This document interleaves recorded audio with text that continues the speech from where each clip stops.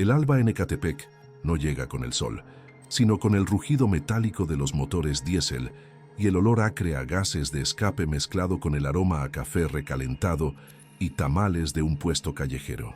Para Javier Mendoza, el día comenzaba a las 4 de la madrugada, cuando el frío de la Sierra de Guadalupe todavía mordía los huesos.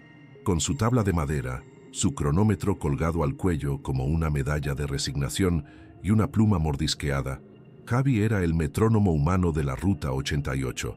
Llevaba 25 de sus 46 años de vida en esa base improvisada, un pedazo de tierra baldía junto a un taller mecánico, viendo pasar los rostros anónimos de miles de personas mientras él permanecía estático, invisible. Anotaba las salidas, controlaba los tiempos, resolvía disputas menores entre los choferes. Era una pieza más del engranaje caótico y perpetuo que movía a la gente desde la periferia hasta las entrañas de la Ciudad de México. Un fantasma con chaleco anaranjado. Su existencia era un ciclo inmutable de gestos y sonidos. El chirrido de los frenos de una combi, el grito del vendedor de jugos, el «súbale, hay lugares», que era el mantra de la mañana. Javi conocía cada atajo, cada bache, cada mordida que había que darle al tránsito de la esquina. Era un hombre definido por su rutina, un ser de costumbres tan arraigadas que su ausencia se notaría más por el desorden que generaría que por su presencia misma. Vivía en una casita a medio construir, de ladrillo y varillas expuestas, en una de esas colonias que se aferran a las faldas del cerro como si temieran caer al vacío. Un lugar olvidado por los mapas oficiales y por la mano del gobierno, donde el agua llegaba a cuentagotas y la ley era un concepto borroso, dictado por hombres más peligrosos que cualquier código penal. Su carácter era el reflejo de su entorno, silencioso, observador y profundamente subestimado por todos. Pero dentro de esa coraza de resignación ardía una herida que no cerraba, una angustia que le robaba el sueño y el poco apetito que tenía. Se llamaba Sofía, su hija de 12 años, diagnosticada con una leucemia tan agresiva que los médicos del hospital público de la zona ya hablaban en susurros de cuidados paliativos. La única luz de esperanza era una terapia experimental en un hospital privado de Monterrey, un tratamiento cuyo costo era una cifra astronómica, casi una burla para un hombre que ganaba lo justo para sobrevivir: 5 millones de pesos.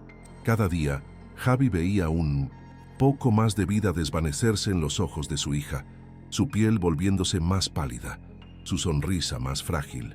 La impotencia era un veneno lento, una hiel que le quemaba la garganta cada vez que pensaba en el dinero, en esa barrera infranqueable entre la vida y la muerte de su pequeña. La base de la Ruta 88, como tantos otros negocios en Ecatepec, pagaba su cuota de existencia a quienes realmente gobernaban las calles. Los espectros de la sierra eran una facción del crimen organizado, una plaga silenciosa que cobraba derecho de piso con una puntualidad religiosa. Javi lo sabía, todos lo sabían. Era un secreto a voces, un pacto de silencio sellado con el miedo. Apenas la semana anterior había visto cómo 2 de ellos, no mucho mayores que unos adolescentes, molían a golpes a un chofer por un retraso de 500 pesos en su pago. La brutalidad era su lenguaje y el mensaje era claro: la deuda siempre se paga, con dinero o con sangre. Javi bajaba la mirada, se hacía más pequeño, más invisible, rezando para que esa violencia sin sentido nunca tocara a su puerta, aunque en el fondo sabía que la verdadera violencia ya vivía dentro de su casa, devorando el futuro de su hija. Esa tarde, el cielo se desplomó. Una tormenta torrencial, de esas que convierten las calles en ríos de aguas negras y basura, azotó la ciudad. Un diluvio bíblico que provocó un apagón masivo en la colonia, sumiendo todo en una penumbra acuática. El caos vehicular era total y la base, normalmente un hervidero de gente, estaba casi desierta. Fue entonces cuando Javi los vio: 2 siluetas corpulentas bajando de una camioneta de lujo sin placas. Eran los recolectores de los espectros. Se movían con prisa, empapados y maldiciendo por el mal tiempo.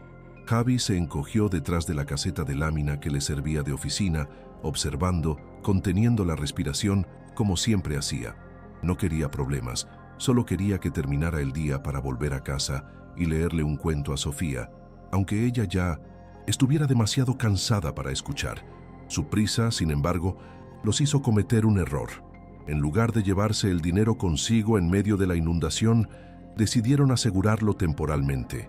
Javi aguzó el oído, escuchando fragmentos de su conversación por encima del estruendo de la lluvia. «A la verga con este pinche diluvio. Vamos a atorarnos en el tráfico», gritó uno. «Nadie se mete con el suru del taller», respondió el otro. «Ahí déjalo, güey. En una hora que baje el agua volvemos». Por los 5 kilos. Javi vio cómo metían 2 pesadas mochilas negras en la cajuela de un viejo Nissan Suru blanco, un cascarón oxidado y abandonado en el rincón más oscuro del taller mecánico contiguo. El corazón de Javi se detuvo. 5 kilos.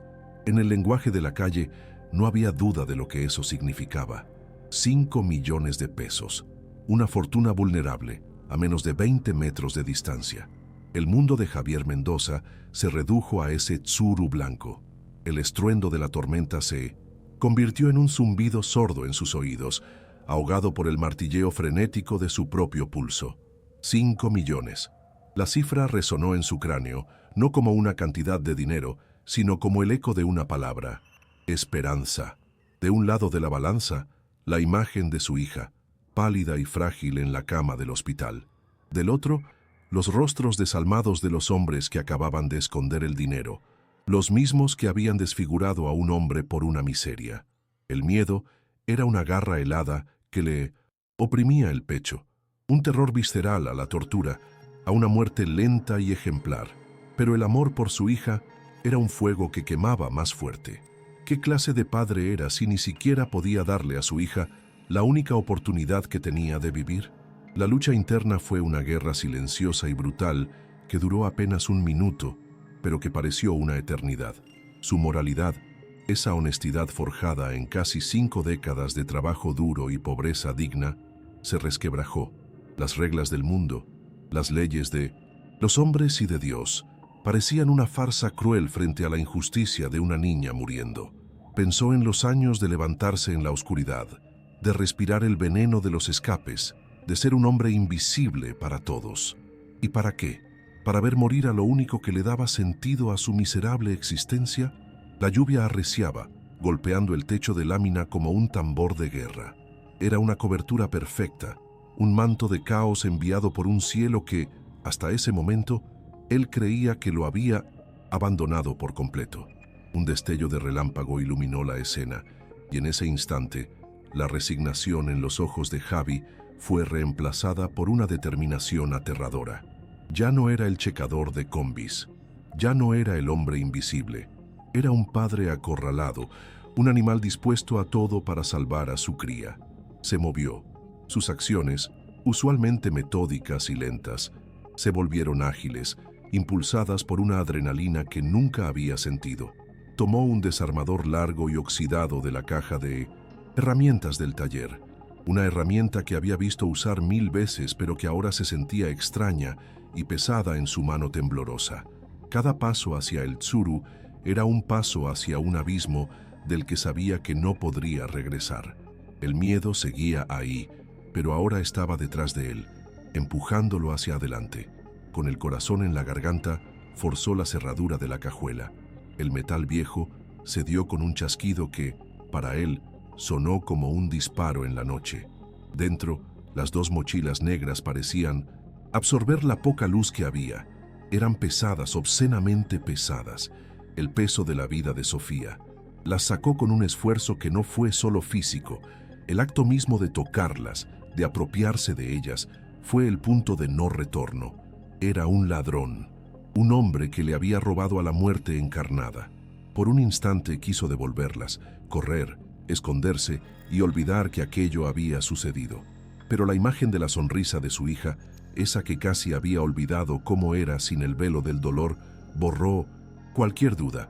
Javier se echó las mochilas al hombro, sintiendo el peso de su decisión aplastándolo. Se cubrió con su viejo impermeable de plástico amarillo, un escudo irrisorio contra la tormenta y contra el infierno que estaba a punto de desatarse sobre él. No corrió. Sabía que correr llamaría la atención. Caminó. Con pasos firmes y deliberados, cruzó la calle inundada, el agua helada, subiendo hasta sus rodillas. Se dirigió a la parada del autobús del otro lado de la avenida, donde un pequeño grupo de personas se apiñaba bajo el techo de lámina, tan miserables y anónimas como él. Se mezcló entre ellos, un rostro más entre la multitud, un hombre invisible que llevaba consigo 5 millones de razones para desaparecer para siempre. El autobús llegó, sus luces abriéndose paso en la cortina de agua, y Javi subió, dejando atrás su vida, su nombre y la tumba que acababa de cavar.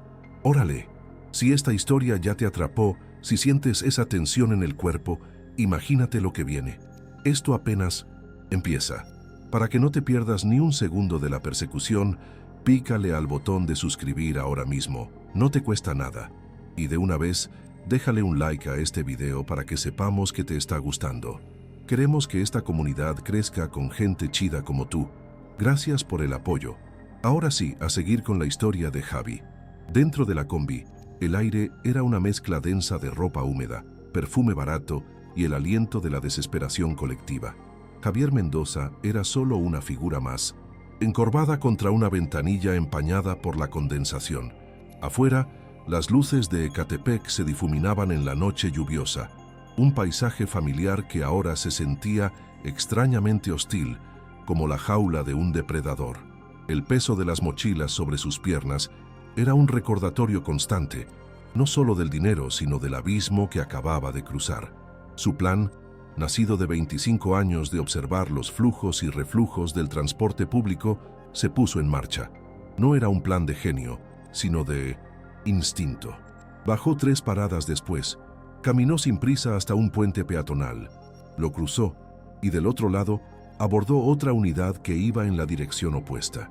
Se movía como un pez en el agua, un fantasma navegando las arterias de un monstruo que conocía de memoria, rezando para que su invisibilidad durara un poco más. Mientras tanto, en la base de la Ruta 88, la lluvia había amainado hasta convertirse en una llovizna fría y persistente.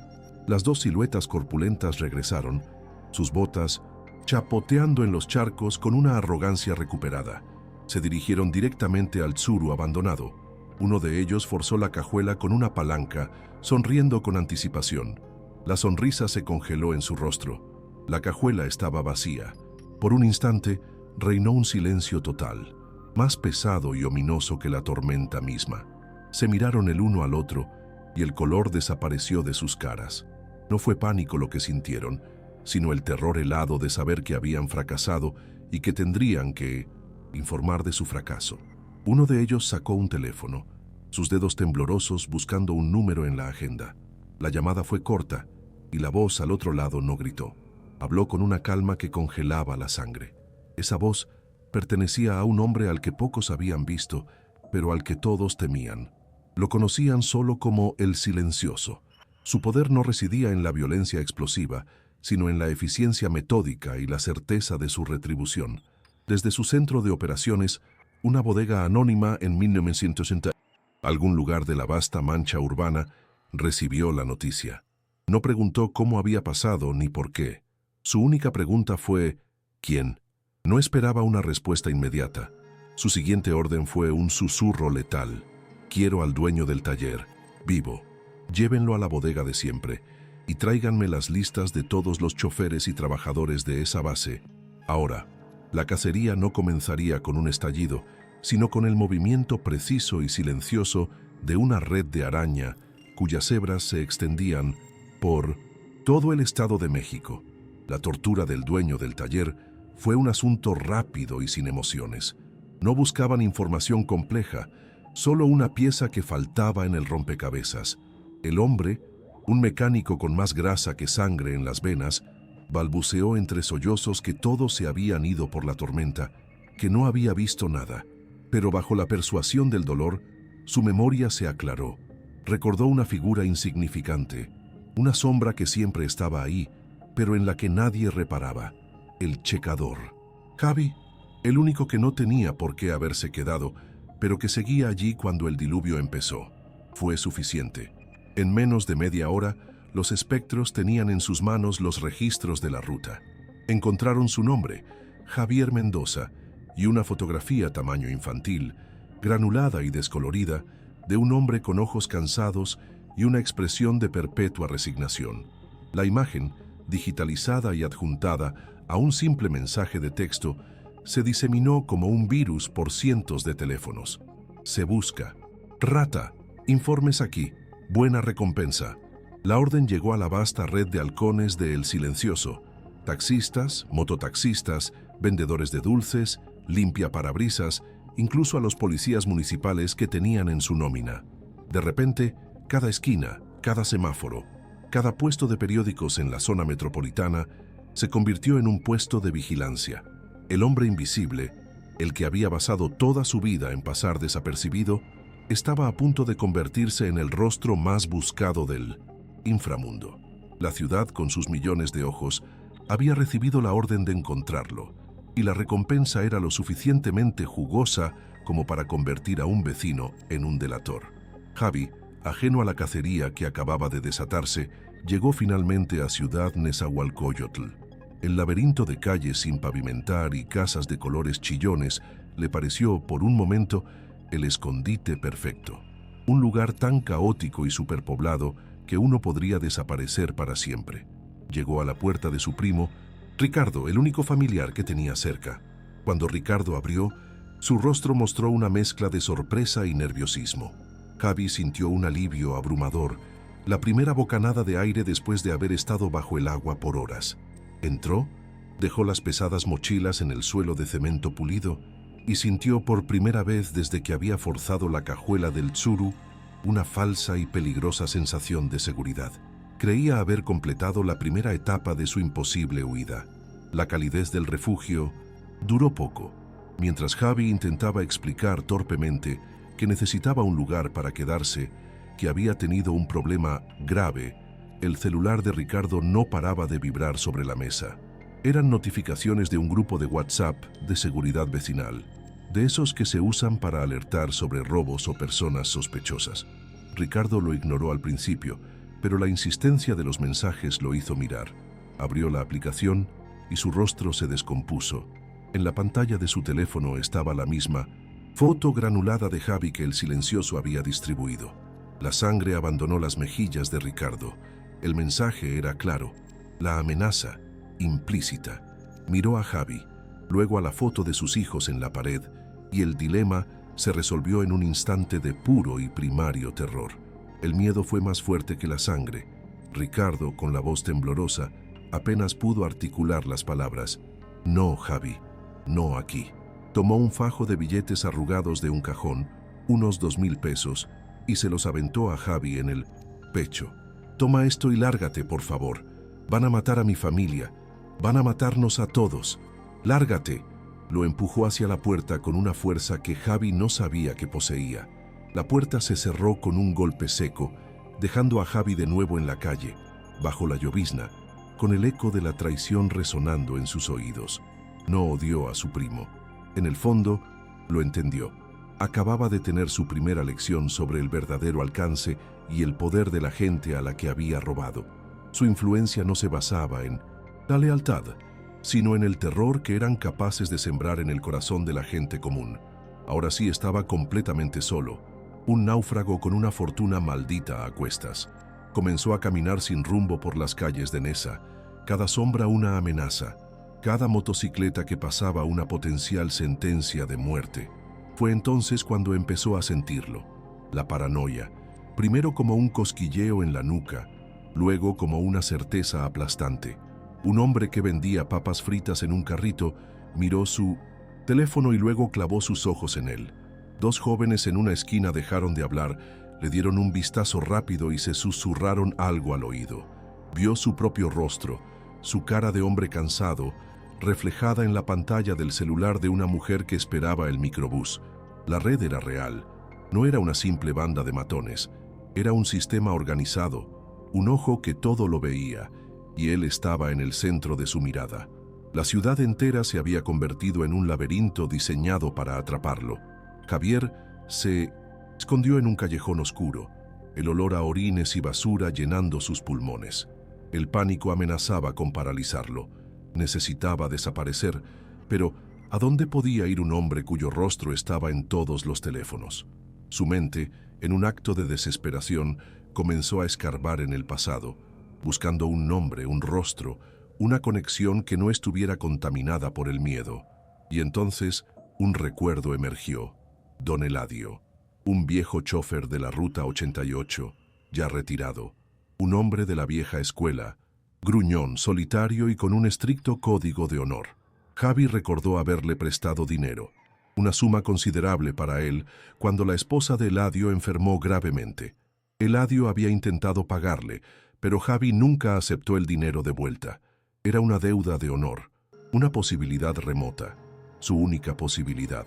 Sientes cómo se cierra el cerco alrededor de Javi. Cada segundo cuenta y la tensión solo va a subir. Si estás tan metido en la historia como nosotros, haz paro y suscríbete al canal para que no te pierdas el desenlace de esta cacería. Y ya que estás por ahí, déjanos un comentario y dinos desde qué ciudad o país nos estás viendo. Nos encanta saber hasta dónde llegan nuestras historias. Venga, sigamos con esto. La decisión estaba tomada. Su nuevo destino era Chimalhuacán, otro de los municipios del cinturón de miseria que rodea a la capital, un lugar aún más anárquico y olvidado que Neza. El viaje fue una prueba de nervios. Se compró una gorra de béisbol en un puesto ambulante y se la caló hasta las cejas, manteniendo la cabeza gacha en todo momento. Cada combi que tomaba, cada tramo que caminaba, lo hacía con el estómago encogido, escrutando los rostros de quienes lo rodeaban, buscando cualquier señal de reconocimiento. El mundo se había transformado en un campo minado. Cada teléfono celular era un arma apuntándole, cada mirada una posible condena. El trayecto se sintió eterno, un descenso a través de capas cada vez más profundas del México olvidado, donde las calles pavimentadas desaparecen y la única ley es la del más fuerte. Finalmente, después de lo que parecieron varias vidas, encontró la dirección que recordaba. La casa de Don Eladio no era más que un par de cuartos de bloque de cemento, rodeada por una barda hecha de pedazos de lámina, llantas viejas y somieres oxidados. Dos perros flacos pero de aspecto feroz se lanzaron contra la reja, ladrando con furia. Un hombre mayor, encorvado por los años, pero con una mirada dura y penetrante, salió. A la puerta. Era Eladio. Su rostro, surcado de arrugas como un mapa de carreteras viejas, no mostró sorpresa, solo una cautela profunda. Reconoció a Javi de inmediato, pero esperó, en silencio, a que el hombre desesperado que tenía enfrente explicara qué diablos hacía allí. Javi, con la voz rota por el agotamiento y el miedo, no le contó toda la verdad. No se atrevió. Le dijo que se había metido en un problema muy grande con la gente equivocada por una deuda, que lo estaban cazando y que no tenía a dónde ir. Apeló a su memoria, a la ayuda que le había brindado en el pasado, no como un cobro, sino como una súplica. Don Eladio lo escuchó sin interrumpir, sus ojos fijos en el rostro de Javi, sopesando las palabras, pero sobre todo midiendo el tamaño del miedo que emanaba de él. Sabía que el problema era mucho más grave que una simple deuda.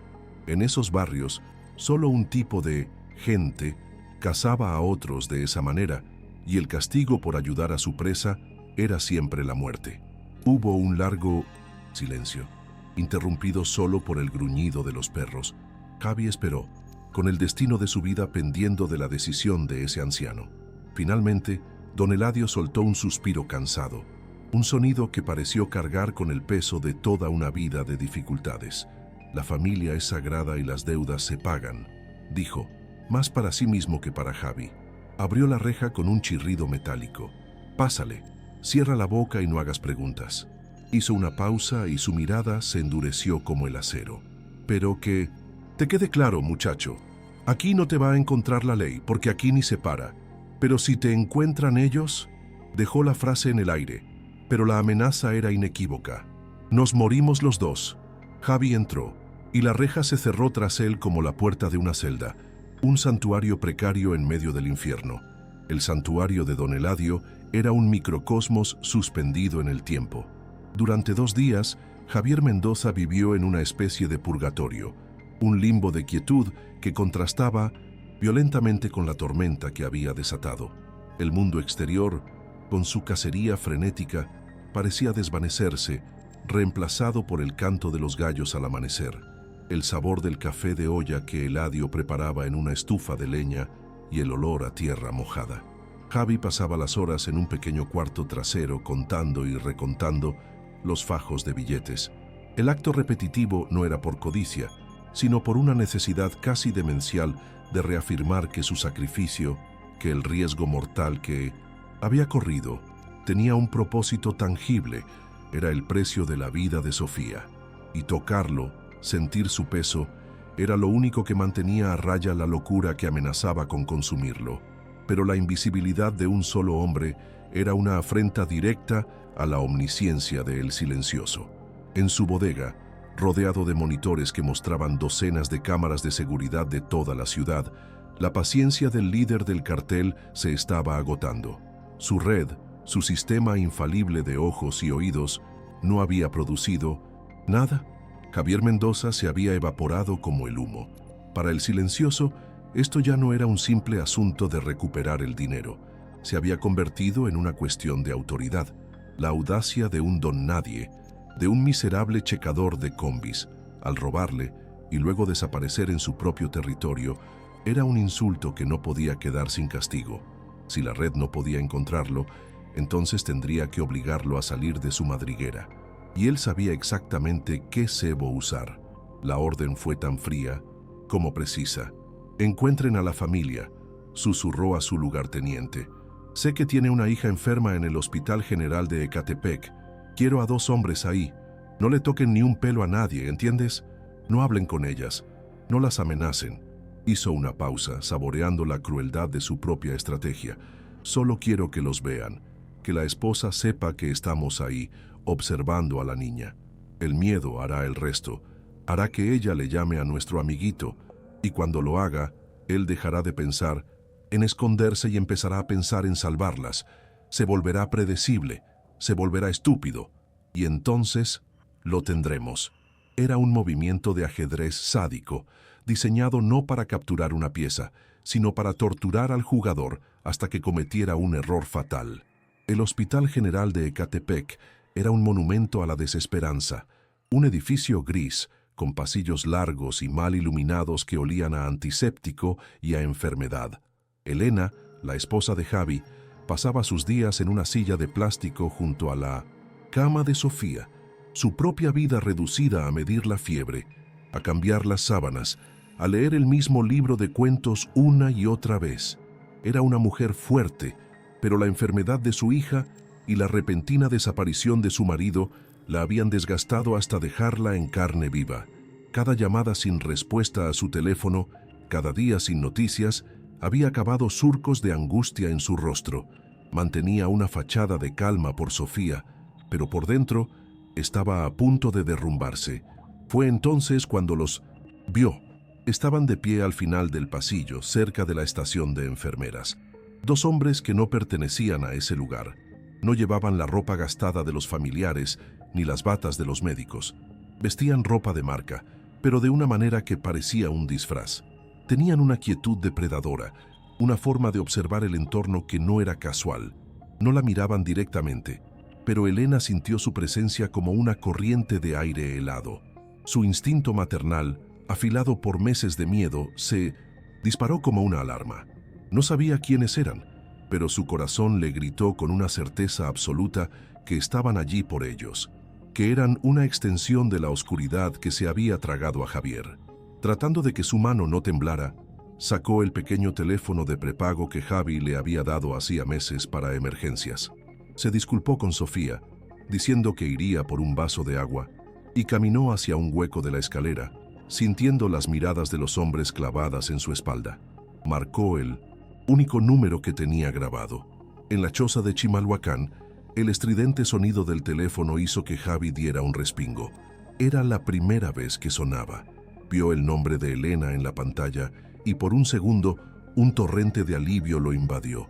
Pero el alivio se transformó en cenizas en cuanto escuchó su voz, un susurro quebrado por el pánico. Javi, ¿dónde estás?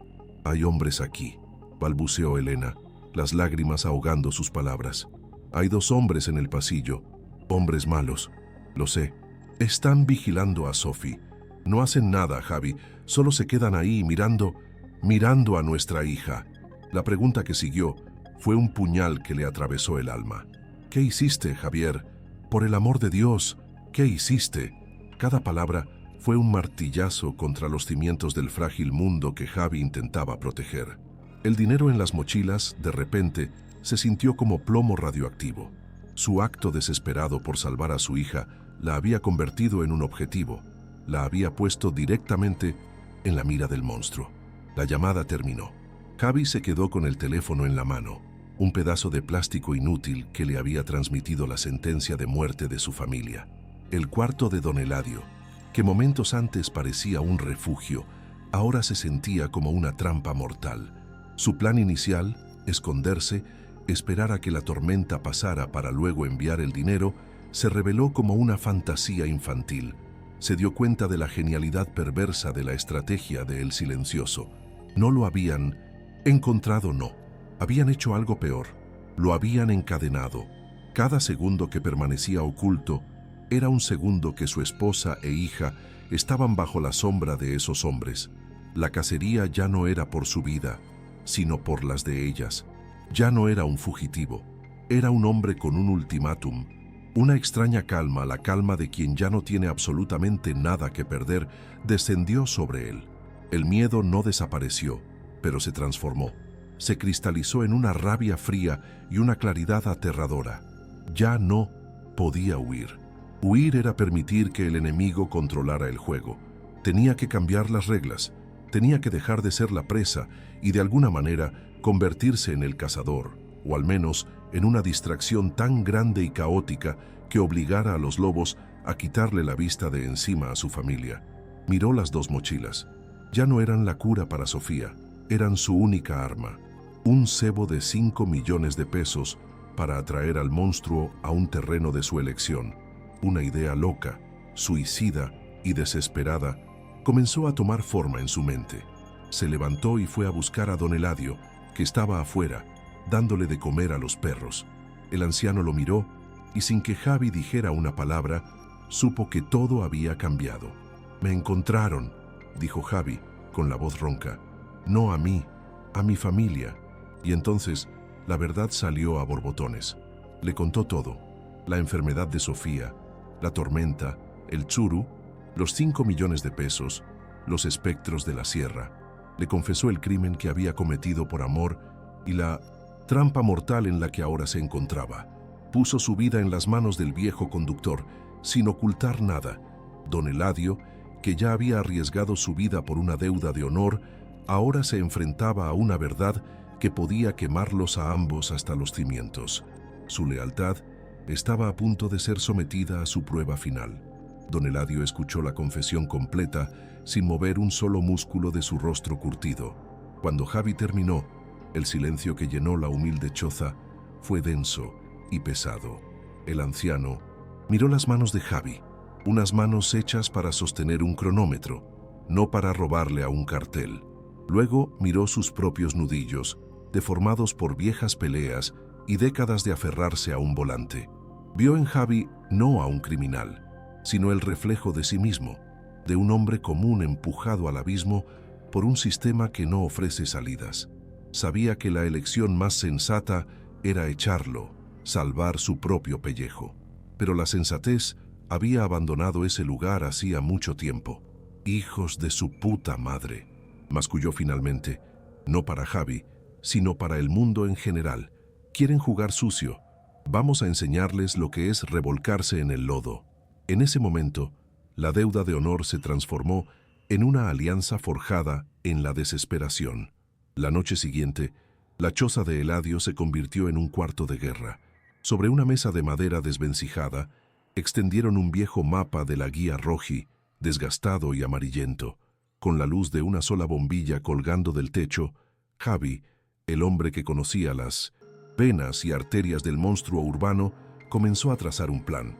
Necesitaban un lugar, Un sitio lo suficientemente aislado para que el silencioso se sintiera seguro, pero lo suficientemente caótico para que un hombre solo pudiera usar el entorno como un arma. La idea surgió de un recuerdo de Eladio, de una vieja ruta de camiones de basura. El Tepenopal, dijo Javi, casi en un susurro. El tiradero de basura en la frontera de Ecatepec con Acolman. Un infierno en la tierra, un laberinto de montañas, de desperdicios, perfecto para una emboscada. El plan era simple en su concepción y suicida en su ejecución. Usarían el dinero como cebo. Javi sabía que no podía confiar en nadie, pero necesitaba mensajeros. Al día siguiente, cubierto con una sudadera con capucha, se aventuró a uno de los barrios más peligrosos de la zona, un lugar donde ni siquiera los espectros tenían control total. Buscó a un grupo de jóvenes, conocidos por su odio a los grandes carteles que los habían desplazado. No les Inmoensensin ofreció unirse a él. Les ofreció un trabajo. Les dio una paca de billetes suficiente para comprar lealtad por unas pocas horas, un teléfono desechable y un mensaje claro. Contactarían a la gente de El Silencioso. Les dirían que sabían dónde estaba la rata y que por una suma mayor los llevarían hasta él. El lugar del intercambio, el tiradero de El Tepenopal. La llamada llegó al centro de mando de El Silencioso como una anomalía. Su lugarteniente le informó de la oferta de los soplones. La primera reacción de El Silencioso fue de escepticismo. Era demasiado obvio, demasiado burdo, olía a trampa a kilómetros de distancia. Pero su arrogancia era un enemigo más formidable que cualquier checador de combis. La idea de que ese insecto insignificante, ese hombre invisible, tuviera la audacia de intentar tenderle una emboscada, le causó una gracia perversa. Quería verle la cara cuando su patético plan se viniera abajo. Quería ser él quien apagara la luz en sus ojos. «Prepara a 5 de los mejores hombres», ordenó. «Yo mismo voy a ir, quiero disfrutar el espectáculo». Su soberbia había mordido el anzuelo. Mientras el cartel se preparaba para la cacería final, Javi y Eladio hacían sus propios preparativos. Javi pasó horas estudiando un mapa satelital del tiradero en un cibercafé, memorizando las rutas de servicio, la ubicación de las montañas de basura más grandes, las zonas de maquinaria pesada. Su mente de checador, acostumbrada a optimizar rutas y tiempos, ahora diseñaba una coreografía de supervivencia. Por su parte, don Eladio desenterró un tesoro de su pasado, un viejo radio de onda corta, un equipo obsoleto pero funcional. Lo limpió, conectó una batería de coche y probó las frecuencias. Sería su única arma, la voz anónima que desataría el caos en el momento preciso. Esa noche, compartieron una última cena en silencio, 2 generaciones de hombres olvidados, preparándose para una batalla que no tenían derecho a ganar. El viaje a El Tepenopal fue un descenso a las tinieblas. La vieja camioneta Ford de Eladio avanzaba a duras penas por caminos de terracería que cortaban a través de campos y asentamientos irregulares, lejos de cualquier patrulla o retén. El aire se volvía más espeso, más pesado, impregnado del olor dulzón y nauseabundo de la descomposición que anunciaba su destino. No hablaron. Cada uno estaba perdido en sus propios pensamientos, en sus miedos y en la ínfima posibilidad de sobrevivir a la noche. Cuando llegaron a la periferia del tiradero, Eladio detuvo la camioneta en un pequeño cerro con vistas al acceso principal. «Hasta aquí llego yo, muchacho», dijo, su voz ronca. «Haz lo que tengas que hacer. Yo haré mi parte. Que Dios se apiade de tu alma». Javi asintió. Se echó una de las mochilas al hombro y se adentró en el reino de la basura. El tiradero de El Tepenopal era un paisaje dantesco. Montañas colosales de desechos se alzaban hacia el cielo nocturno como una cordillera profana. El viento aullaba entre los picos de basura, arrastrando consigo el eco de las máquinas compactadoras que trabajaban en la distancia y el hedor de millones de toneladas de podredumbre. Sopilotes del tamaño de pavos vigilaban desde lo alto de los montículos, sus siluetas recortadas contra la luna enferma. Javi sintió que el lugar lo devoraba, que se ahogaba en la desesperanza que emanaba de cada rincón. Pero no había tiempo para el miedo. Encontró un lugar que había memorizado en el mapa, una zanja profunda entre 2 gigantescas pilas de escombros de construcción, y esperó, convirtiéndose una vez más en parte del paisaje, un fantasma entre los despojos de la ciudad. Poco después de la medianoche, las luces de 3 camionetas de lujo rompieron la oscuridad, sus potentes motores un insulto a la quietud del lugar. Se detuvieron en la entrada, y de ellas descendieron 6 hombres, incluyendo a El Silencioso. Se movían con la eficiencia de un comando militar, con armas largas y chalecos antibalas. No esperaban a un checador, esperaban una guerra. Se desplegaron en abanico, sus linternas tácticas cortando la negrura como escalpelos. «¡Mendoza!», gritó El Silencioso, su voz amplificada por un megáfono. «Se te acabó el juego, pedazo de mierda. Sal con el dinero y tal vez deje que tu familia vea tu cadáver». La cacería había comenzado, pero el cazador no sabía que había entrado en la telaraña de la presa. Javi permaneció inmóvil, dejando que se adentraran más en el laberinto de basura. Su corazón era un tambor desbocado, pero su mente estaba fría. Había visto cómo se desplegaban. Sabía que su única ventaja era el terreno y el factor sorpresa. Cuando 2 de los sicarios pasaron cerca de su escondite, Javi actuó. Con toda la fuerza que le quedaba, empujó una pila de vigas y cascajo que había preparado. La avalancha de escombros fue atronadora, sepultando a uno de los hombres y dejando al otro atrapado y con una pierna rota. El grito de dolor rompió la noche. Fue la primera nota de la sinfonía del caos.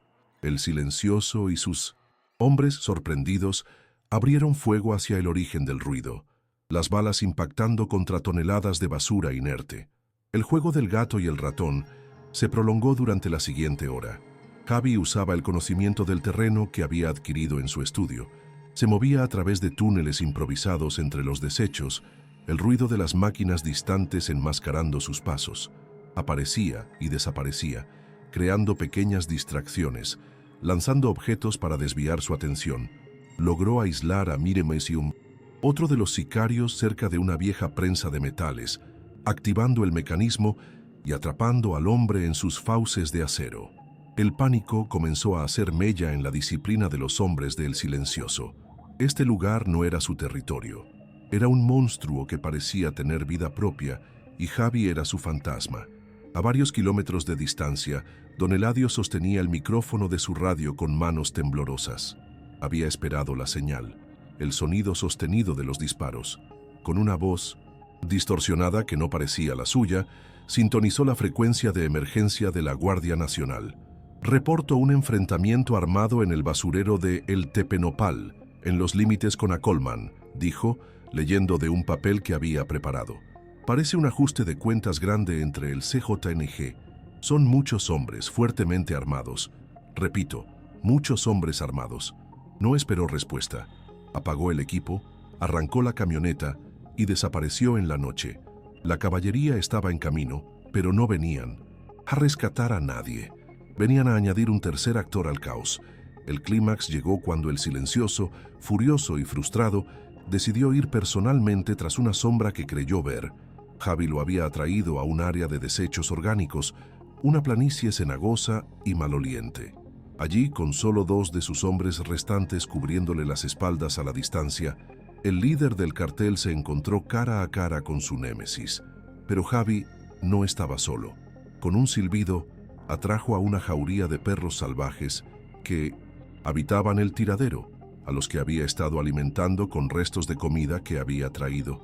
Los perros, hambrientos y territoriales, se lanzaron contra los otros 2 sicarios, creando la distracción final. Ahora eran solo ellos 2, el checador y el narco. El enfrentamiento fue brutal, primitivo. No hubo disparos. El silenciente se abalanzó sobre Javi, esperando una victoria fácil, pero se encontró con la fuerza desesperada de un hombre que luchaba por algo más que su vida. Rodaron por el búho, fango y la basura, golpeándose con una furia animal. Javi, más pequeño y débil, recibió una paliza terrible, pero su resistencia era sobrehumana. En un momento, su mano encontró un trozo de varilla oxidada que sobresalía de la tierra. Con un último grito de agonía y esfuerzo, la clavó en el muslo de El Silencioso. El hombre aulló de dolor y se desplomó. Justo en ese momento, El horizonte se iluminó con el destello azul y rojo de docenas de sirenas que se acercaban a toda velocidad. El caos fue total. La llegada de la Guardia Nacional convirtió el tiradero en una zona de guerra. Los sicarios restantes, sorprendidos por los perros y la nueva amenaza, abrieron fuego contra los uniformados, quienes respondieron con una fuerza abrumadora. En medio de la confusión, Javi, malherido, sangrando y cubierto de inmundicia, se arrastró hacia la mochila con el dinero restante. Se levantó, cojeando, y se perdió en la oscuridad, un espectro más en ese paisaje de pesadilla. Detrás de él, silencioso, el temido líder del cartel, era capturado por las autoridades, su imperio de terror desmoronándose en un reino de basura. Javier había sobrevivido, había ganado, pero la victoria apenas comenzaba a cobrar su precio. Llegó al punto de encuentro, una gasolinera abandonada a varios kilómetros de distancia, pero la vieja camioneta de Eladio no estaba allí. Esperó durante horas, un nudo de hielo formándose en su estómago. Eladio nunca llegó. Días después, acurrucado en un hotel de paso en Minmonesent, otra ciudad, Javi leería en un periódico de notas rojas sobre el cuerpo de un anciano encontrado en un canal de aguas negras en Chimalhuacán. Posible ajuste de cuentas, decía la nota. Javi cerró los ojos y lloró en silencio. Lloró por el único hombre que le había tendido la mano, cuya lealtad le había costado la vida. El precio de la supervivencia era más alto de lo que jamás hubiera imaginado. Ahora era un verdadero fantasma, perseguido por los espectros de los vivos y los muertos. Herido en cuerpo y alma, emprendió el último paso de su misión. A través de contactos turbios en la frontera, encontró a un pollero financiero, un hombre especializado en lavar y mover grandes cantidades de dinero. La comisión fue exorbitante, casi un tercio del total, pero a Javi no le importó. Transfirió casi 4 millones de pesos a una cuenta anónima que su esposa sabía cómo acceder. Se quedó con lo mínimo indispensable para desaparecer. El dinero, la causa de todo, finalmente estaba en camino de cumplir su propósito. Era lo único que importaba. Pasan los meses. La escena cambia a un muelle bullicioso en una ciudad portuaria del sur de México. Entre las docenas de estibadores que cargan y descargan contenedores bajo un sol implacable, hay un hombre nuevo. Se llama Miguel, o a veces Pedro. Tiene una barba descuidada, la piel curtida por el sol y una cicatriz que le cruza la ceja. Es callado, trabaja duro y nunca habla de su pasado. Es otro hombre invisible, pero esta vez la invisibilidad es una elección, un escudo. Su cuerpo duele por las heridas mal curadas y el trabajo agotador, pero es un dolor que acoge, un recordatorio de que sigue vivo. Una tarde, mientras descansa en el muelle, un teléfono desechable que lleva en el bolsillo vibra. Es el último que tendrá. Recibe un solo mensaje, de un número desconocido que se borrará a los pocos segundos. No hay texto, solo una imagen. Es una fotografía de Sofía. Está de pie, afuera de un hospital moderno en Monterrey. Lleva un vestido de flores y su cabello, corto y rizado, ha comenzado a crecer de nuevo. Y está sonriendo. Una sonrisa amplia, genuina, llena de vida. Es la sonrisa que Javi había estado a punto de olvidar. Mira la foto hasta que cada píxel queda grabado a fuego en su memoria. Es su recompensa, su redención, su cruz. Luego, con un movimiento lento y deliberado, arroja el teléfono al mar. De vuelta en Ecatepec, la vida sigue su curso caótico. Los espectros de la sierra son historia, reemplazados por una nueva facción porque el vacío de poder nunca dura mucho. Pero en las bases de las combis, en las charlas de los choferes mientras esperan su turno, una historia persiste. No es una noticia, sino una leyenda. La historia del checador, el hombre tranquilo y gris que un día se rebeló. Cuentan que le robó al diablo para salvar a su hija, que lo enfrentó en el corazón del infierno y que después simplemente se desvaneció. Para algunos, es un cuento con moraleja sobre los peligros de desafiar al poder. Para otros, para los padres que luchan cada día en ese laberinto de concreto, es un susurro de esperanza. La increíble y trágica leyenda del hombre invisible que, por amor, se convirtió en un espectro eterno.